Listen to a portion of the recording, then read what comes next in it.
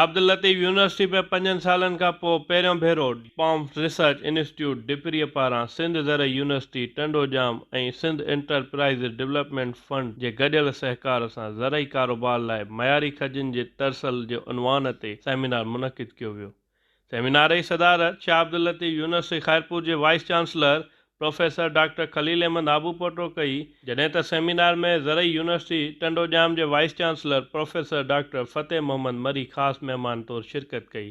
Seminar में खजिन जा केतिरा ई क़िस्म रखिया विया। सेमिनार में आयल महिमाननि सां गॾु ज़रई माहिरनि पिणु ख़िताब कयो। शाह अब्दुल लतीफ़ यूनिवर्सिटी जे vice chancellor professor doctor Khalil Ahmed Abupoto सिंटवी न्यूज़ सां ॻाल्हाईंदे चयो त तमामु घणा फ़ाइदा थींदा जेकॾहिं उहे इन शइ ते कंसंट्रेट कनि, छाकाणि त हिन टाइप जो पहिरियों सेमिनार आहे। ऐं जॾहिं मूं टेक ओवर कयो आहे त मां डिपरीअ ते घणो ध्यानु ॾिनो पिए। ख़ैर सां उहो असांजो हिकिड़ो दोस्त जेको आहे उनजो फ्यूचर हो प्रोफेसर थी वियो, त मूं ॿी मुहतरमा जंहिं PhD इन सब्जेक्ट में कई आहे, डेट पाम उन में कई आहे, त उनखे डायरेक्टर कयो आहे। ऐं उन सां गॾु ॿी हिकिड़ी शइ थी आहे जेको असां बोर्ड ऑफ डायरेक्टर्स ठाहियो आहे। हाणे उहो बोर्ड ऑफ डायरेक्टर्स जो जेको कलेक्शन आहे न, उन कलेक्शन जे तौर ते असां फ़ैसिला कंदासीं, गॾिजी वेहंदासीं। ऐं हिकिड़ो कलेक्टिव विज़डम आहे, मां बिलीव कंदो आहियां कलेक्टिव विज़डम में, इंडिविजुअलिज़म में मुंहिंजो बिलीव न आहे।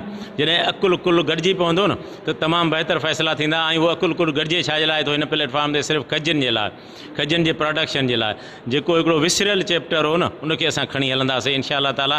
ऐं उन्हनि सभिनी दोस्तनि ताईं उहो मैसेज वेंदो त तव्हांखे छा करिणो आहे, कीअं करिणो आहे, ऐं इन्हनि जा पैसा ॾोकड़ इकनॉमिकल कंडीशंस कीअं वधायूं। इंशा अल्लाह ताला इन शइ ते असां कमु कंदा रहंदासीं। ऐं हीअ पहिरियों सेमिनार आहे, बिस्मिल्लाह असां कई आहे। ऐं सो बि इन तमामु सुठे नाले सां बेनज़ीर जे चेयर जो जेको हीउ हाल आहे, पहिरियों फंक्शन हिते थियो आहे। इंशा अल्लाह ताला अॻिते बरकत ई पवंदी। हाणे इहो हेठी सतह वारा असांजी कोशिशि हुई त मां वठी हेठी सतह वारनि खे अचां, पर हाणे छाकाणि त मां अकेलो बि कोन हुउसि।